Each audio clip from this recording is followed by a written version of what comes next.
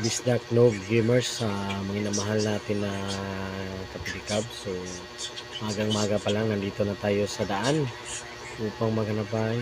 Ayan yung ating mga kasamahang driver.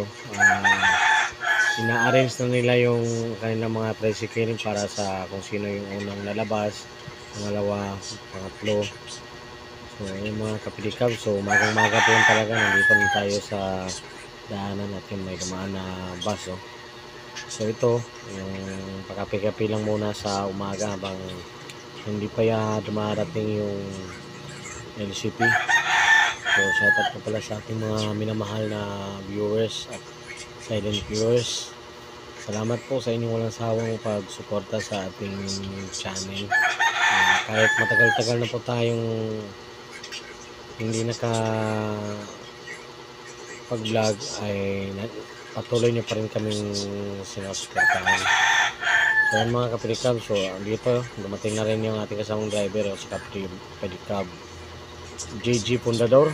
So taga Bituklan. So yung tricycle niya mga kapilikab, sa tansya ko mga higit isang linggo na yan na hindi pa nakalabas. Ayan si kapilikab, JG Pundador. So ganito talaga yung sitwasyon ng aming pila dito mga kapilikab. Minsan madali lang makalabas, minsan talagang higit isang linggo na yan siya nag first tripper. Hanggang ngayon talaga hindi pa rin siya nakalabas talaga dahil nakadepende kasi yung ano namin sa dalang pasahero ng barko at hindi naman talaga lahat din ng pasahero ay sumasakay sa aming mga tricycle. So ito na, may lang mga kapilikab ay ayan, dumating na yung LCT at may nagsilabasan na mga sasakyan, no? So nasa harap natin si kapilikab Tata at si kapilikab Tuyax. So ayan, no? So may mga nakaparking doon bandang dulo na mga tricycle. So lalaking truck na yan mga kapilikab, kasakay ng barko na yan na LCT. Yung first tripper siguro sa ano namin kaya niyang magkarga ng mga 15 na ganun kalaking truck, mga 15 na truck na ganyan kalaki, pwede pa sa mga maliliit na sasakyan, mga motorsiklo o kaya yung mga 4 wheels. Pero tuloy pa rin yung paglabas ng mga sasakyan galing doon sa loob ng port ng Bulado. So nakikita nyo nakasunod na rin yung mga pasahero. May ilan na rin na palabas na ng gate, mga pasahero sakay galing ng LCT. Ina-assist ng gwardiya yung paglabas ng mga sasakyan dahil para dire-diretso at safe yung paglabas nila. So yun, binigyan ng konting blessing si gwardiya nung driver na truck kahit paano pang kape-kape. So yan yun, may karga ng mga pasahero si parang Tata. Sa mga oras na yan mga kapilikab, bali dalawa silang nakalabas dyan doon sa pila. Nakalabas din tayo pero hindi na natin nakuha na ng video. Nung hindi sumakay doon sa Patama, nakadala tayo ng 6 na pasahero, 2 Bituklan at 4 na Gihulungan. Kahit paano may konti tayo kinita doon sa ating sakay na mga pasahero.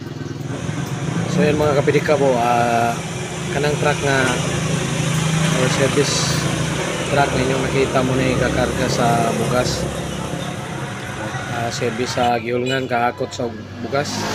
So mga kapilikab, pagkatitiyo dani nakakarga di ita og kuan kanang kupras, ikuha salamat sa tuwang ka Brad. Kargahan ta og kopras 8 ka sako. So gidala nato ni sa Barangay Basak no. So kaluy-an ni kay katambay ra ta sa balay. Nikalit lang nga naabot ang ato ang kambrad sa kapatiran na nikuan siya nga kung pwede ba daw i-karga nato ang ilahang kupras. So giulat pa nato din tagiya sa kupras no ang mama sa ato ang kabrad sa mga oras. Yan no.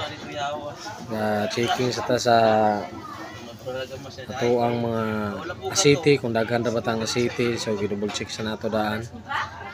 Bay-bay pa ba tong kuan sa atong asiti. Sa Port Bulado nga doon ay usa ka barko nga nidunggo kanon gikan kini sa Tangil. Nidunggo kini mga alas 10:30 kanya mobalik pud kini mga alas 11. Ang mga pasahero mo ariya ni karon tapos usa ka ang pasahero din balik na po ni para Tangil na po.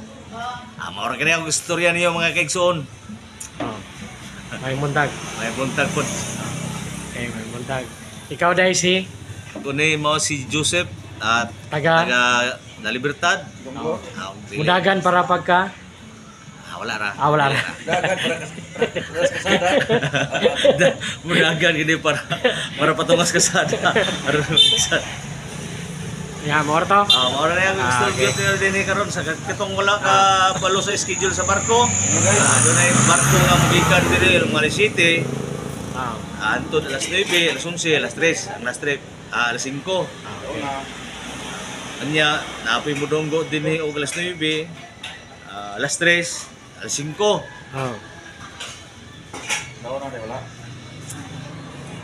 Basta maura to schedule akong mahatag ninyo. Sige. Daghang salamat. Okay, salamat. Right. 2 hours later. Guys, pagkatapos natin bumiyahe kanina, buhay naman bilang isang ama yung ginampanan natin ngayon. Tayo yung nagbantay ngayon kay Arius dahil may pinuntahan si Kati sa group. Hi baby Arius. Hello po sa lahat. Hello. Magandang hapon po. Hello.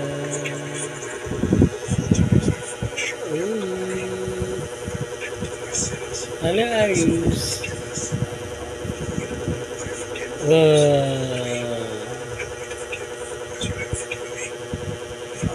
Konting-konti na lang. Malapit na po akong binyagan.